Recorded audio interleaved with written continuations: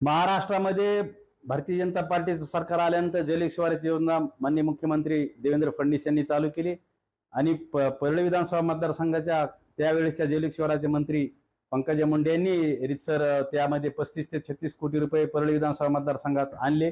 पण संबंधित जे गुत्तेदाराचं वर्तुळ आहे, सध्याचे विरोधी कृषी मंत्री, पूर्वीचे विरोधी पक्षनेता, सध्या पूर्वीचे माजी मंत्री आणि सध्याच्या विधान परिषद सदस्य यांच्या गुत्तेदारांनी पूर्ण महाराष्ट्रामध्ये नव्हे तर बीड जिल्ह्याचे आणि परळी विधानसभा मतदारसंघाचे सगळे आबरू बोगस बिल काढून आणलेले, रस्त्यावर आणलेले.